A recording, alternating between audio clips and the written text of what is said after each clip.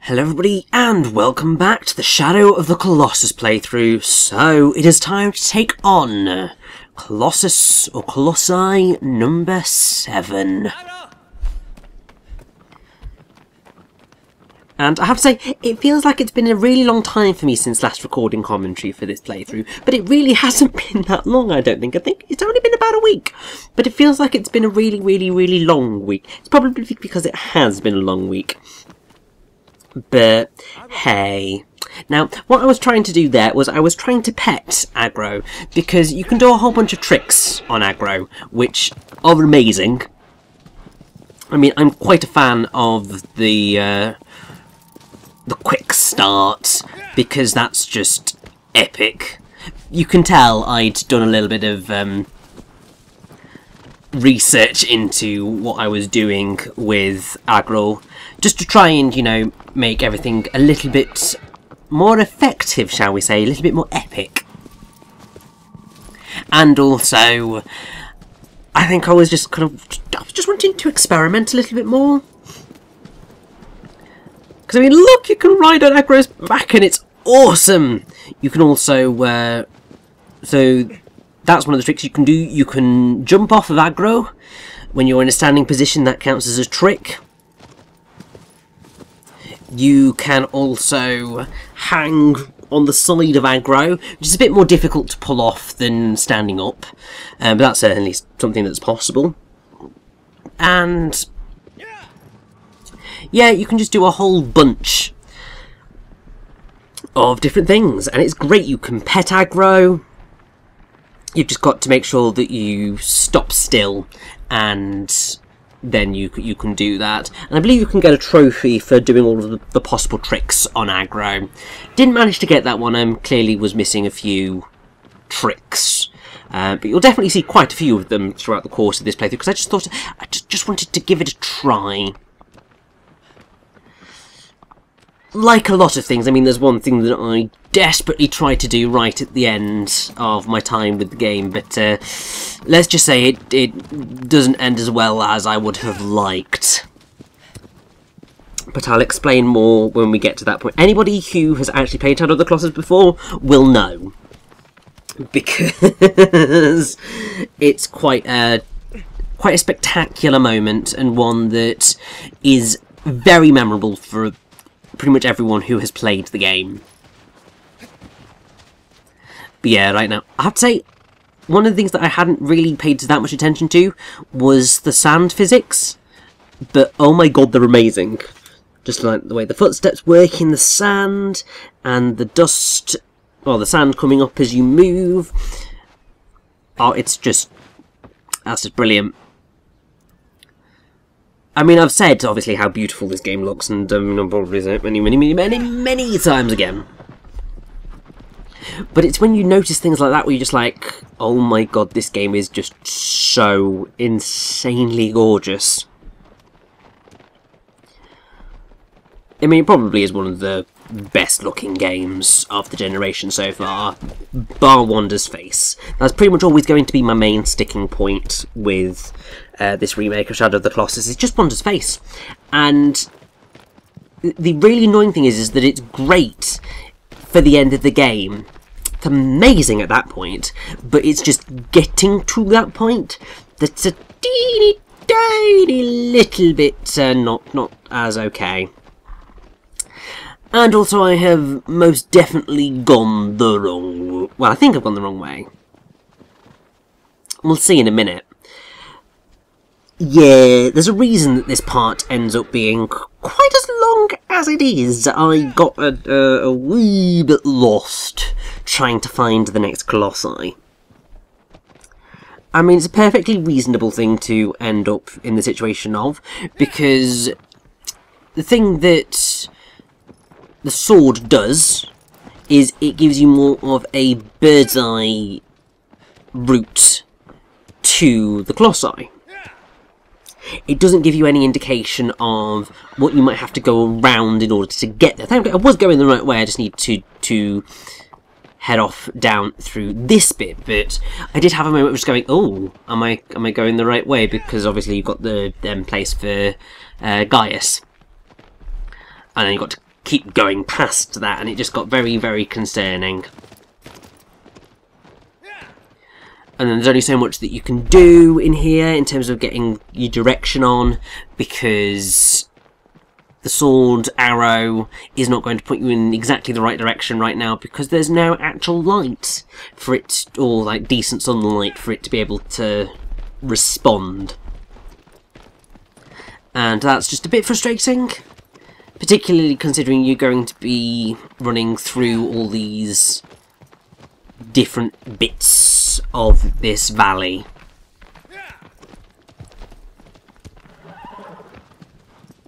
So it's so incredibly easy to get lost in here.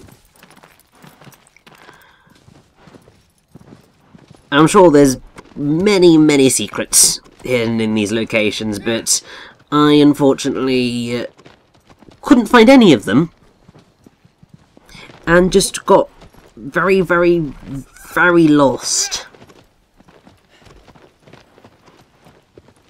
Because the other thing is that I was trying to follow where the guide was telling me to go, because obviously I had a guide up just in case it was necessary.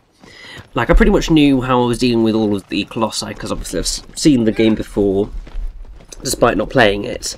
But I just wanted that safety net. It's the one thing that I always do whenever I'm recording a game, is just have the guide there as a safety net, because I know that I'm not going to be able to remember everything. It's just a fact of life. My long-term memory is pretty decent, but my short-term memory is abysmal. I mean, there's just so many times where it's like people have told me their names, and then about 5 minutes later I've forgotten them. And it's really annoying when that happens. Because then you're just like, when you see said person again, you're just like, I know your face, I have spoken to you before, and it's all good, but I can't remember your name at all, and this is really embarrassing, because I can't ever tell you that I've forgotten what your name is, because you know my name, because you clearly have a better memory than I do when it comes to that sort of stuff. But yeah, it's never fun. So yeah, I use my guides for that sort of stuff, because yeah, short-term memory, abysmal.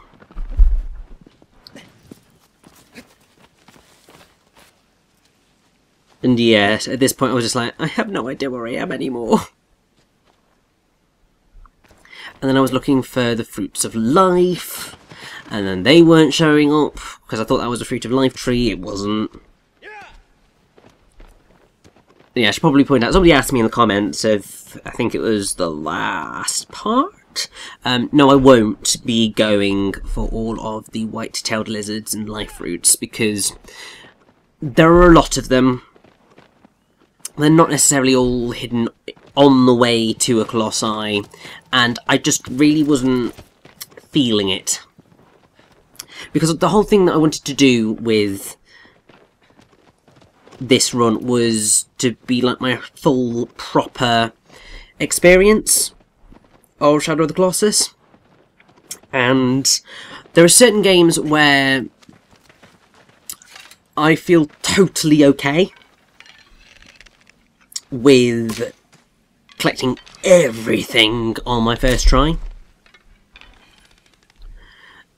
I mean, like, when I first played Super Mario Odyssey, that was very much a, I want to collect everything in this first playthrough. And I just stuck at it until I did. I mean, also, oddly enough, I did the same for Final Fantasy 13-2 and Lightning Returns Final Fantasy 13, because I don't know why I did it for those games, but I did. And it was just, at the time, it felt right to do that. Honestly, as I said, for the Final Fantasy games, I have no idea why I went and kind of got complete game score. It's got them on there, 360, for better or worse.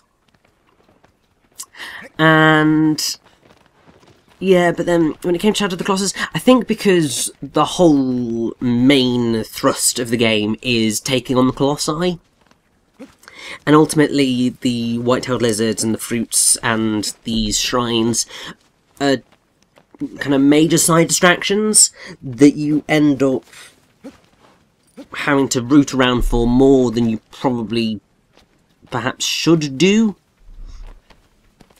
It just, I don't know, something just didn't feel right about trying to 100% it in my first try. Yeah, it was an odd one. And where is that bloody lizard?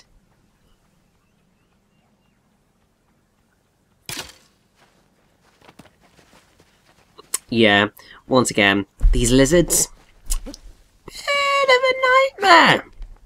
I mean, this is the other reason why I was kind of not really in the mood to try and find all of the lizards and live fruits, because yeah, you just end up faffing about, and like really faffing about when you're trying to find them. So it was just like, it's really not worth it. And I see you, and you are rather hilariously trapped. But I will say that I will take that, because you now can't escape. And I like how I have managed to glitch the game again.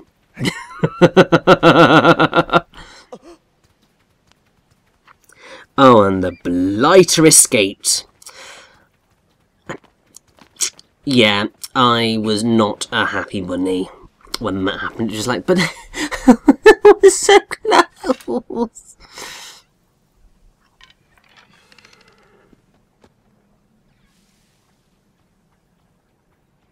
I don't know whether it's this one that, because I know that there's one that does have a proper glitch out. And it was quite hilarious. No, there he is. Oh, come on, me.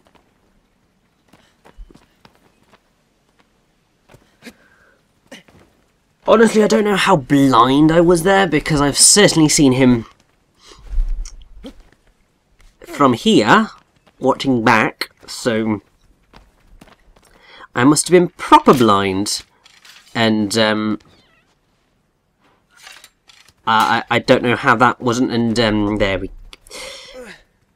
Yeah, this guy, in particular, I think he just hated my guts, and just wanted to make me suffer as much as was humanly possible.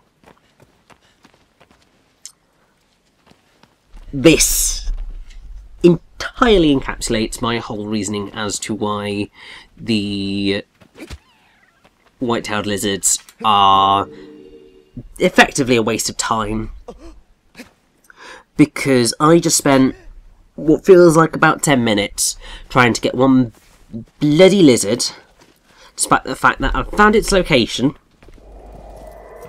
and I was just incredibly close to it for pretty much the entirety of that amount of time, and it's just like, no, not feeling it so much. But hey, despite the fact that, you know, I got entirely lost, I can at least now point myself right back in the right direction. It's still going to take us a while, mind, to get to the next Colossi. But when we do, it will be incredibly satisfying. I do really enjoy the Colossus that we are going to face this time round, because it's just, it's pretty awesome.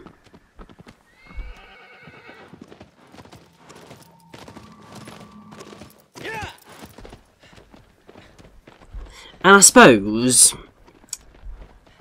since it's going to take us a while, I found out that actually there's a lot of people who are also very interesting. Well, interesting? Well, there are people who are interesting. But a lot of people who are very interested in the whole names of the Colossi. And obviously it's something that I've shown a great interest in, and I think that on the whole I've done a relatively good job of explaining them so far. But there are a couple of people who have like proper gone in to try and find things out. So, I mean, there's one which is a Colossi live journal, and then there's a Reddit thread which is entirely related to those. So we get things, a little bit of extra information here, like with Phaedra, obviously the fourth Colossi, her developer name was Kirin, and the Latin name was Equus Bellator Apex, which is the warhorse head.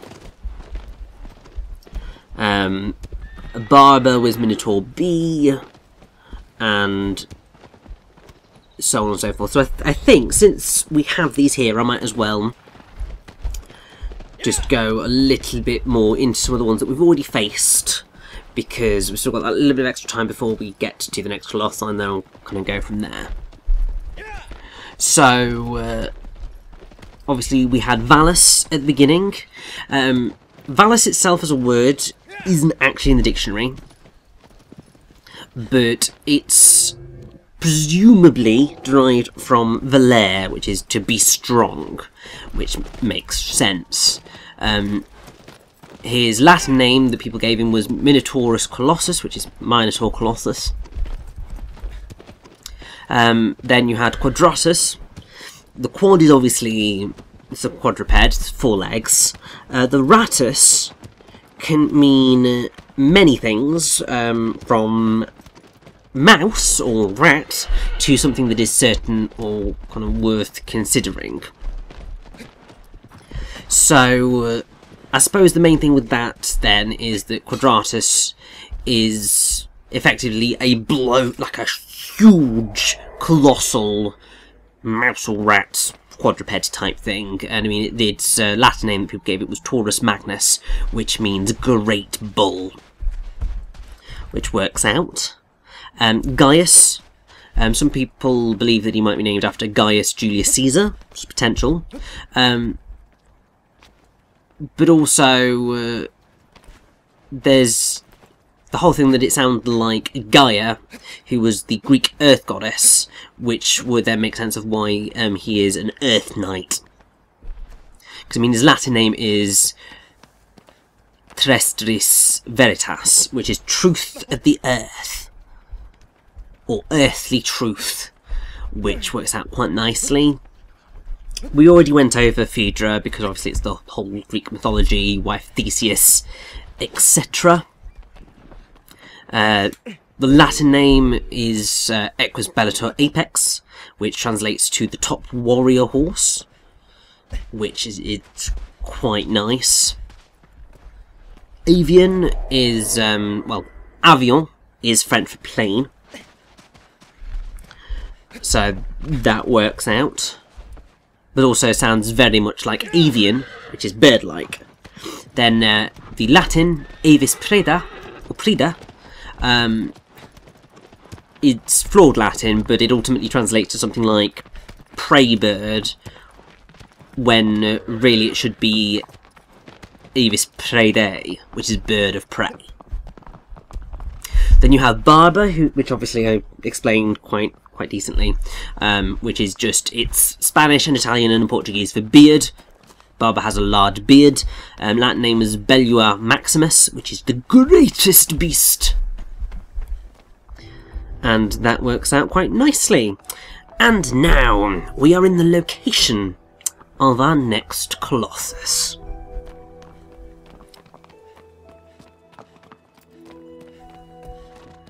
Now, as we are kind of heading towards the lake, we get this beautiful piece of music called Lakeside, which is quite lovely.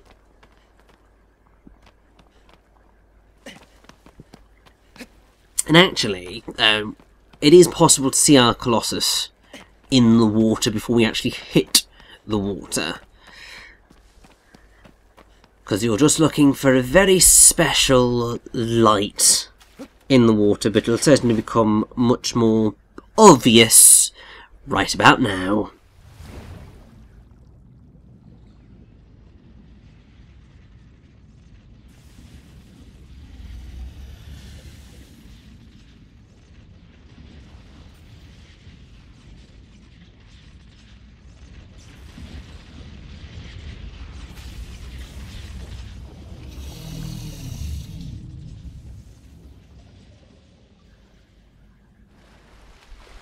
So, this right here is Hydrus. Music right now, silence, and then as soon as we actually manage to grab on to Hydrus, we get in all of the power. And it's pretty epic. Hydrus is one of... well, he's the first of 3 limbless serpentine colossi. I mean, he's effectively the eel of the game. It's pretty awesome. And he's one of only 2 that actually fought inside a body of water. Obviously, you had Avion, who you fought over a lake, but you're mostly doing that in the air, whereas this is one of one's purely water-based.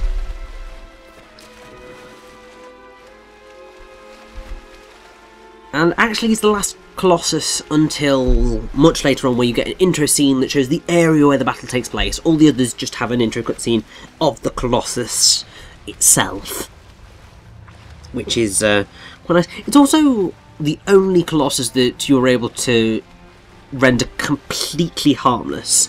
You can see a whole bunch of electrical spines. Basically, if you manage to destroy all of them, it can't do anything to hurt you for the rest of the battle, which... it's kind of the same, but it's the whole point of getting to that point. And I mean, it's a slightly terrifying weight to be able to get onto Hydrus, because you basically need to grab onto its tail as it flips up. So it's a bit difficult to spot, especially in this very... this battle can be very dark, so it's sometimes a bit difficult to see Hydrus properly. But once you kind of got it down, it is a really fun battle, because it's all about clinging on for dear life, pegging it towards his head. You've got to pretty much destroy all of these spines, because they will hurt you if you touch them. I think it is possible to skip the first 2, but he has 3 minor sigils as you go along, but kind of his main one is on his head.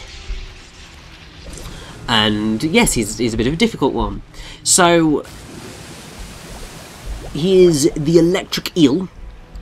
His that's basically his developer name was the Eel, which makes sense. And oh, here's that piece of music. In awe of the power, and yeah, I'm just in awe of this, it's brilliant. Latin name is Draco Marinus, which is water dragon or water serpent, or sea dragon effectively, and it's the name that people gave it, Hydrus, means a water snake in Latin. But also, it's likely that Hydrus is named after legendary creature, the Hydrus, which most people, I would say, probably recognise as being the Hydra. So, but then the Hydrus is found in many medieval bestiaries, and they were said to be found in the Nile River. A crocodile would roll the Hydrus in mud before eating the smaller creature. But once inside the crocodile's stomach, the Hydrus would burst free from the stomach lining. So, yeah, that bursting free from the crocodile became an emblem of the resurrection of Christ bursting free from hell in Christianity. But there's a lot of confusion in applying the name Hydrus and its variations to beasts, because obviously the root of the word itself refers to water, and that led to several beasts, mostly serpents, being so labelled. Isidore of Seville lists the Hydros, a water snake that causes those bitten to swell up, the cure for which is the dung of an ox, and was also often confused with the Hydra of the Hercules legend. with some text saying that it was a many-headed water dragon living in the swamp of Lerna that could grow new heads. So there's a lot of confusion as to exactly what a Hydrus was. But if you pretty much stick with water dragon or water snake, it's very much fitting that we call this Hydrus. And it is terrifying, because there will come a point, like now, where there is no way in hell we can cling on. We have got to basically get up to the surface, because you can't stab Hydrus when you're under the water. And that's not very helpful at all. It is possible, I think, to kill him in one cycle, but it is very difficult to get entirely along him in that time frame.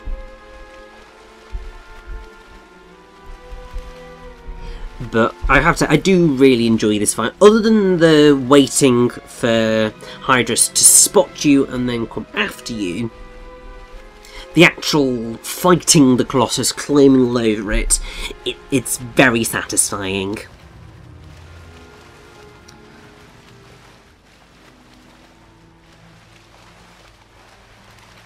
It is just the getting Hydrus to notice you. But there we go. I mean, you can always tell when a Colossus has noticed you because its eyes go red and then will kind of start coming towards you. It's a very helpful little tool, that. But then it is entirely just a case of waiting for that tail.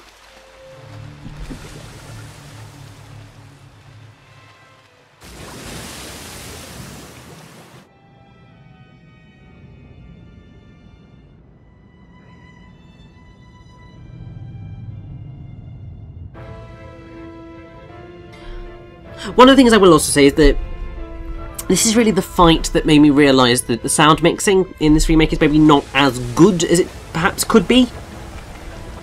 Purely because, obviously, I was clinging on to Hydrus for quite a while there before, in all of the power actually started up.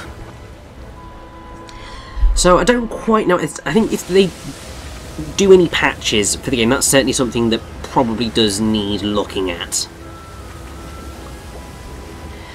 because you sort of want that music to kick in as soon as you grab hold of the Colossi, because that just makes it more epic. But hey, I'm not going to complain all that much, because this is still just a lot of fun as a fight.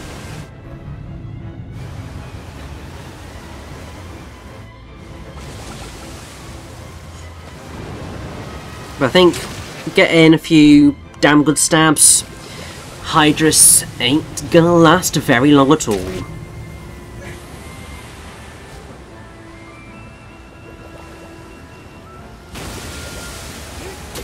And there we go. Hydrus is defeated.